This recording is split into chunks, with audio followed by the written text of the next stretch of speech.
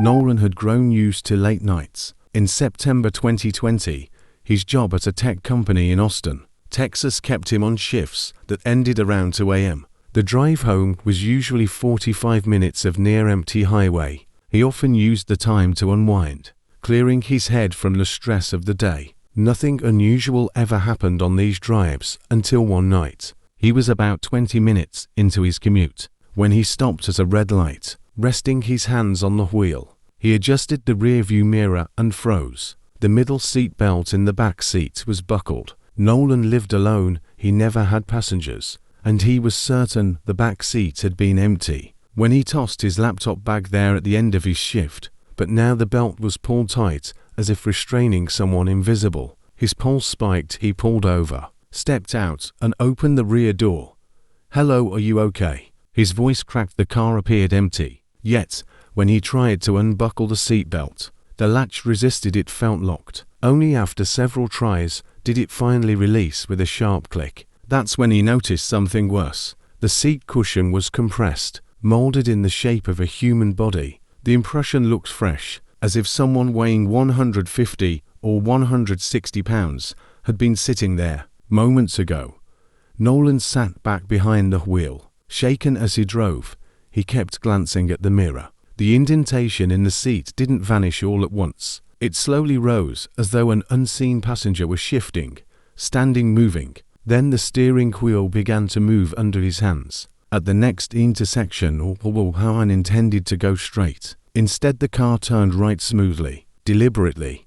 His hands fought the wheel, but it resisted like someone else was guiding it. The car stayed perfectly in its lane, signaling, obeying speed limits, driving better than Nolan ever could. For the next 15 minutes, his vehicle wound through unfamiliar neighborhoods, taking precise turns he didn't choose. He could steer when allowed, but direction belonged to something else. The air in the cabin felt heavier. He sensed breath on his neck, warm, steady, not in rhythm with his own. His peripheral vision caught nothing, but he knew something leaned forward from the back seat, close enough to whisper. The leather creaked, fabric rustled. At one point, he was certain he heard fingers tapping on the armrest behind him, an impatient rhythm. "Where are we going?" Nolan finally asked out loud, his voice trembling. The answer came in motion. The car accelerated sharply, corners taken faster as though agitated. Eventually it pulled into the driveway of a modest two-story house. The engine cut off by itself. Nolan sat frozen. The house was dark, windows empty, but he felt expectation pressing against him from behind, as if the unseen passenger wanted him to understand something. Unsure, he restarted the engine. This time the wheel obeyed. He backed away and tried to follow his phone's GPS home. But whenever he attempted to follow the directions, the car stuttered, steering sluggish, engine hesitating. The presence didn't want him to leave. For nearly an hour the car circled the same neighborhood. Each time it passed certain houses, Nolan felt the presence sharpen, as though it was searching, remembering or recognizing. Then just after 4 a.m., it ended. The seatbelt in the back buckled itself one last time, then unfastened. The seat pressed down, then released, and suddenly Nolan felt the cabin grow lighter, empty in a way it hadn't been 4 hours. He drove home without resistance, but when he parked and turned off the ignition, his chest went cold. On the passenger seat lay a folded piece of paper. He hadn't put it there. An unfamiliar handwriting was an address, the very house where the car had stopped earlier. Nolan searched it online the next day. The house had belonged to a man named David, who died 6 months prior in a car crash at an intersection, the very intersection where Nolan first noticed the seatbelt.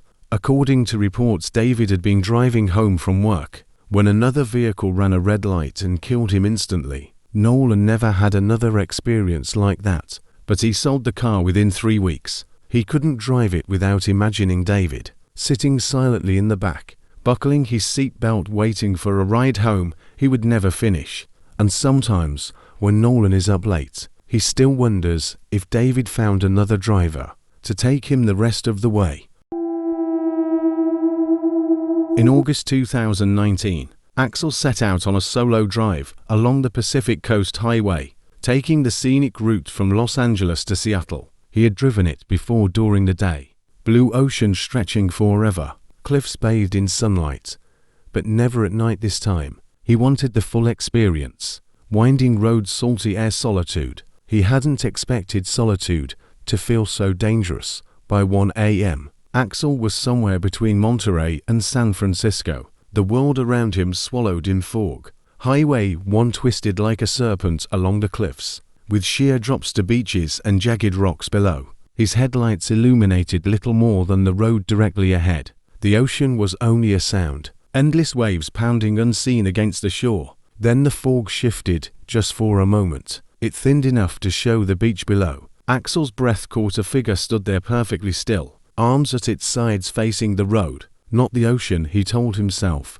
It was nothing unusual. Maybe a camper, or someone who'd wandered out at night. But something about the pasture was wrong. Too stiff, too deliberate, as though it had been placed there, specifically to watch whoever was passing above. Axel drove on. 5 minutes later. Around the next bend, the fog parted again. The same figure stood on the next stretch of beach. Same position, same orientation, watching. A cold knot formed in his stomach. It wasn't possible to appear there. The figure would have had to scale a cliff, sprint along the highway faster than Axel's car, then climb back down, all in thick fog and near pitch-black conditions. Yet there it was over the next hour. The figure appeared again and again, 9 times in total, always ahead of Axel's route, always in the same place on the beach, always motionless. He began pressing harder on the gas, trying to outrun it, taking curves faster than he should. The road was treacherous, cliffs dropping into the ocean, but his panic outweighed caution. Speed didn't matter, the figure was always waiting. By 2 a.m. north of Santa Cruz, Axel couldn't take it anymore. He pulled into a turnout overlooking the beach, parked and reached for his phone. If he could capture it on video, he'd have proof that he wasn't losing his mind. The fog was thick, blanketing the coastline.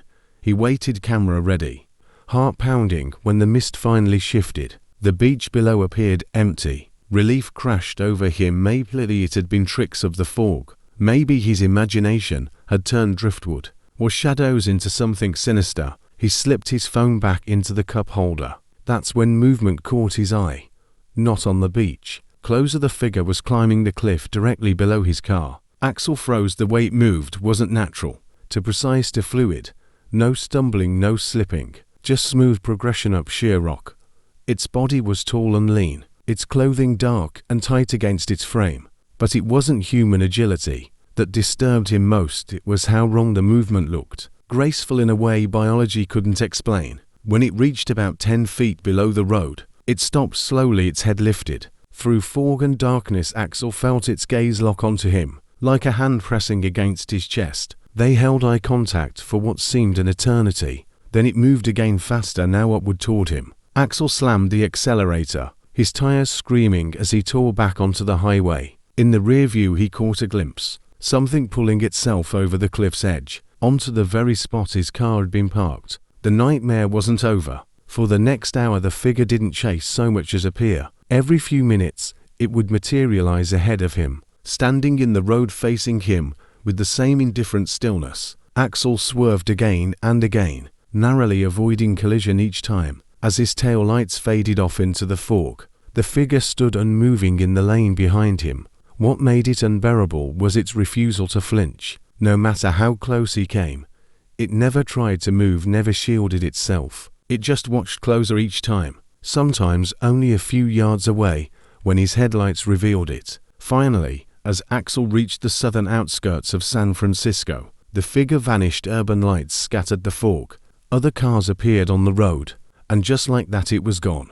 The rest of the drive to Seattle was uneventful, but when Axel got home, he sold the car. He avoids coastal highways after dark now, especially Highway 1, because somewhere along that fog-drenched stretch of California coastline, something is waiting, something that can climb impossible cliffs, cover impossible distances, and stand without fear before 2 tons of oncoming steel. It doesn't care about cars or cliffs or physics. It only cares about watching, and it's still down there, waiting for the next driver who dares the Pacific Coast Highway at night.